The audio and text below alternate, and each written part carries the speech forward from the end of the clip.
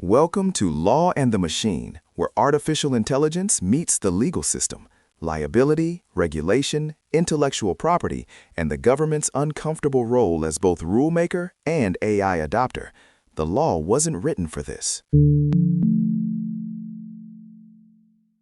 Antitrust enforcement in the U.S. and Europe often targets big tech companies for their market dominance. But what if those efforts, especially in AI, are fundamentally misdirected? What if, by focusing on domestic competition, there is actually a weakening against a much larger, more strategic rival on the global stage? That's the core argument emerging from recent analysis. Western antitrust agencies are operating with a significant blind spot. They're meticulously examining market concentration within their own borders, yet largely ignoring the existential competitive challenge posed by China's state-backed AI ecosystem. So the very tools used to ensure fair markets could be inadvertently undermining national security interests in AI. It sounds like a paradox. Exactly. The report suggests that there is such a focus on preventing monopolies at home that the ability to foster global champions might be sacrificed, which are essential when in a geopolitical race for technological supremacy. It's a strategic miscalculation. To elaborate on that, traditional antitrust is usually about consumer welfare, preventing price gouging, ensuring choices.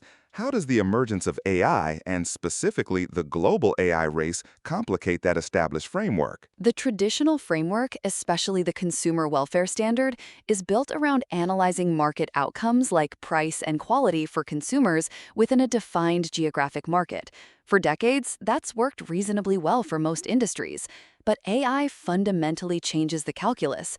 The discussion is no longer just about commercial competition for consumer goods. It's about foundational technologies, much like electricity grids or telecommunications networks, that underpin national power and future economic growth.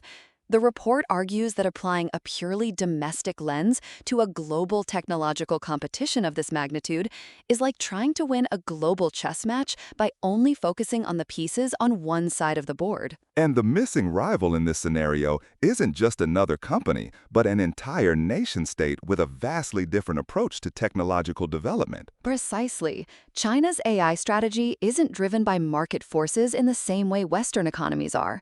Beijing laid out its New Generation Artificial Intelligence Development Plan years ago, aiming to be the world leader in AI by 2030. This isn't just a commercial aspiration, it's a whole-of-nation approach. The government pours massive funding into AI research, sets policy to prioritize its development, and crucially, has an explicit military-civil fusion strategy. This means advancements in the civilian AI sector are directly intended to enhance military capabilities. That's a stark contrast to how AI development typically happens in the West, driven primarily by private companies and market incentives. What is the scale of China's ambition and their progress? The scale is immense. China has the world's largest population, which translates to a colossal data advantage for training AI models, data that is often collected and utilized with far fewer privacy constraints than in the West. They've also been aggressively cultivating top-tier AI talent, attracting researchers and producing a huge number of STEM graduates. In terms of actual output, Chinese companies like Baidu with their ERNIE models, Alibaba with Tongyi Qianwen, and Huawei with Penggu are developing foundation models that are competitive with, and in some cases, surpassing Western counterparts in specific benchmarks. Despite export controls and sanctions aimed at limiting their access to advanced chips, they continue to innovate and find alternative pathways. So, while Western antitrust bodies are looking at, say, whether Google or OpenAI has too much market share in language models within the U.S., China is building an entire national AI infrastructure designed for global dominance. That's the blind spot in action. The paper highlights that when antitrust regulators only consider competition within their own borders, they might misdiagnose the true extent of a company's market power. A Western AI firm might appear to be a domestic giant, but on the global stage, especially against state-backed Chinese entities, it could be a relatively small player.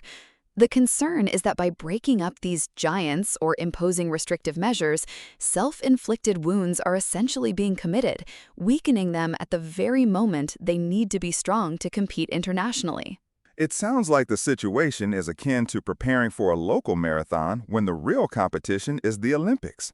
What are some of the specific actions taken by antitrust agencies that could inadvertently hobble these Western AI champions? Consider, for example, stringent merger reviews that block or significantly alter deals that could otherwise consolidate resources and talent, allowing Western firms to scale faster. Or even proposals for structural separation, breaking up large companies that are essential for integrating complex AI systems across different products and services. The argument is that these actions, while intended to foster domestic competition, might prevent the emergence of a Western AI ecosystem capable of standing up to a centrally planned, well-funded national rival. It could slow down innovation, divert resources to compliance rather than R&D, and ultimately make Western firms less agile. So the idea is that in this specific domain of AI, scale and integration might actually be a feature, not a bug, for global competitiveness. This goes against some long-held antitrust principles. It absolutely challenges the conventional wisdom. The nature of AI competition itself is different. It's not just about producing a cheaper widget. It's about data moats, computational power, talent density, and the ability to iterate and improve foundational models rapidly. These are areas where scale offers significant advantages. The report stresses that this isn't just an economic competition, it's a geopolitical and national security contest. Whichever nation leads in AI will have immense advantages in everything from military intelligence and cybersecurity to economic productivity and scientific discovery. That's a profound shift. The discussion is moving from purely economic considerations to something much broader, touching on national power. Does this mean that monopolies should just be allowed to form in the West as long as they can compete with China? That seems like a dangerous path domestically. That's the tension, and it's a valid concern. The report isn't advocating for unfettered domestic monopolies. Instead, it's calling for a more nuanced approach. It argues that antitrust agencies need to integrate a geopolitical lens into their analysis. This means considering the global competitive landscape and national security implications alongside traditional economic factors.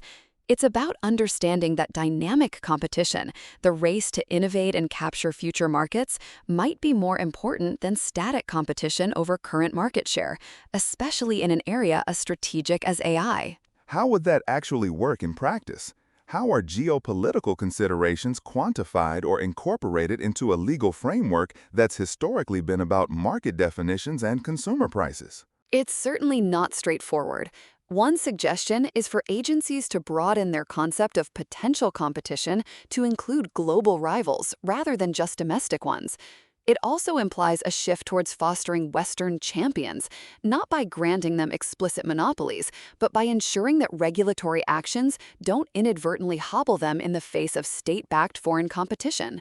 This might involve reevaluating the thresholds for mergers, considering the benefits of scale for international competitiveness, and even coordinating policies with allied nations to strengthen the collective Western AI ecosystem. The challenge, as the discussion highlights, is doing this without creating a free pass for anti-competitive behavior domestically. It would require a sophisticated balancing act. So it's not about abandoning antitrust, but about recalibrating its goals and scope for the AI era. Exactly. It's about recognizing that the tools designed for a bygone era of domestic industrial competition may not be fit for purpose when facing a global, state-backed technological rival in a domain as critical as AI. The report is essentially pushing for a more strategic, forward-looking antitrust framework that accounts for the unique dynamics of AI development and the geopolitical realities of the 21st century.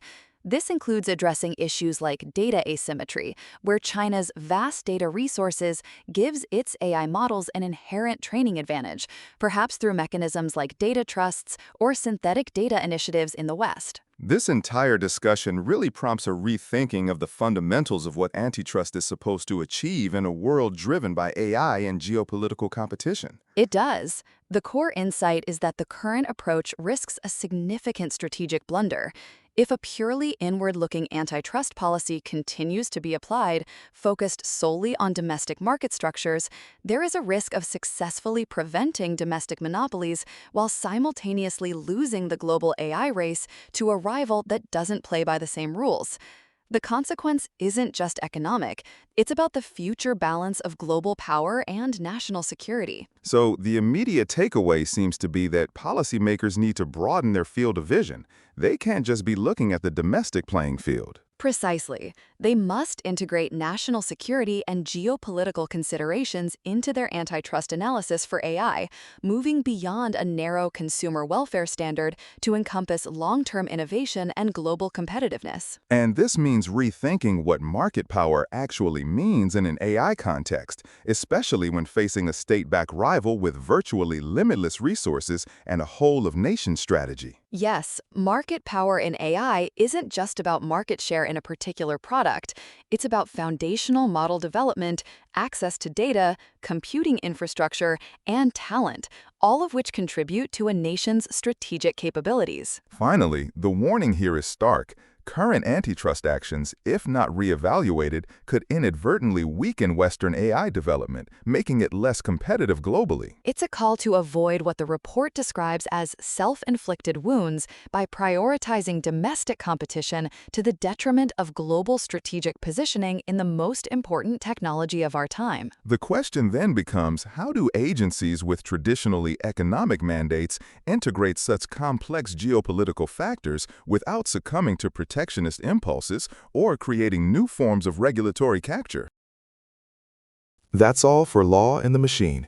Join us next time as we continue exploring where AI and the law collide. If you found this useful, subscribe. We appreciate it. The law will catch up, eventually.